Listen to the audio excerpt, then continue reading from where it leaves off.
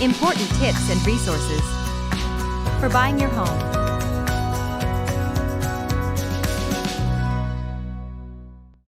Nearly as much.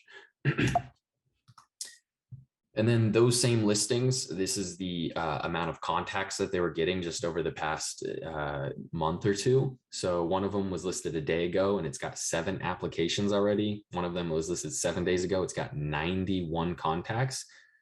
23 days ago, 27 contacts, days listed 42, and 31 applications.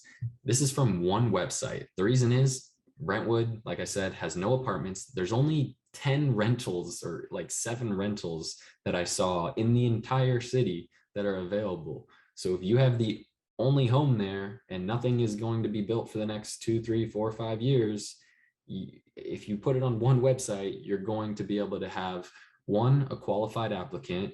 And part of that qualification, which we help you with, is you're going to be able to determine if this person will, be able to sign a lease for 2 years maybe, and you just incentivize them and give them a whatever $4,000 or $5,000 discount, but you don't have to worry about having 5 different tenants and having turnover, once every 7 or 8 months, because nobody leaves at the year mark. They always try to cut out a little bit early, and California is on the renter's side. So you get a family in there, you charge them enough to cash flow or maybe just about break even or whatever, give them a deal. But if they're going to stay there for the next 2 years and they're paying off the property $3,000, $4,000 a month for you, so they're buying into the equity for you, the property is appreciating another $50,000 to $70,000 a year. So now you've essentially made about $100,000 because it's going this way, 50 to 70 grand, plus they're paying the property down that way, $30,000 a month for you or $4,000 a month for you. Now you're building in a massive amount of equity over the next 4 or 5 years to be able to grow laterally, which is what our strategy here at Your Home Sold Guaranteed in Santa Clara is. We don't want you to fix and flip and grow vertically where you're just going to be trying to get a bigger and bigger property every time, or trying to split that $1 million property into 2 $500,000 properties. If you're doing a 1031 exchange and you're trying to get like kind properties, we want you to have $1 million property, another $1 million property, another $1 million property, and grow out like this. So this is what I was talking about earlier, but some new people joined, so I'll kind of go over it again real quick. About 10 to 20 years ago, a lot of these upcoming cities like Brentwood and Mountain House didn't even exist. And, when they did start building, the Brentwood builders, they basically only made the single family homes, because if you're going to come from 2 hours away to purchase a home, which is, when they're building the single family homes, it's essentially the only thing they can do for the developers to be able to get profit at that point. They're not going to build a bunch of apartments out in the middle of nowhere because nobody's going to live there yet. It has to happen the other way around.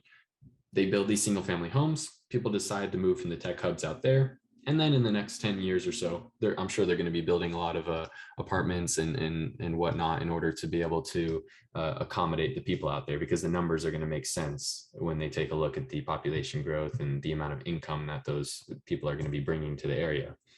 Now, if you're looking at an investment property there or some of these other cities that I mentioned, you're most likely going to see, the home prices and rents increase heavily with each other.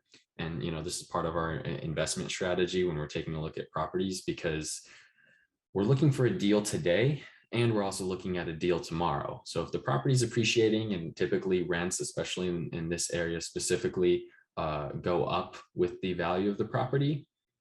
If let's say you picked a bad deal basically, and you're only breaking even every month, which I still consider a good deal because somebody's paying down $1 million property at $3,000 a month for you and you don't have to pay anything. So in 30 years, you have $1 million, still a good deal. But let's assume you're just breaking even. If the property is going up 5, 10, 15% over the next few years because the government pumped in $5 trillion, because we only had $4 trillion circulating in the economy in the early 2000s. And now we have another $5 trillion that are going to be added to our balance sheet over the next year or two. And we've already had 3 or 4 of that added. We're at about 7 trillion right now, and it's going to be going up to 9 trillion. You're going to be seeing inflation. There's almost no question about it. And you're going to see the rents go up. So even if you picked a property that's breaking even, you're most likely going to be able to increase the rents over the next few years. And there's some stuff you can do in order to be able to increase it above the rate of, the 3% that a lot of these cities will make you do, like in Santa Clara County and stuff like that, because you can only increase rents so quickly.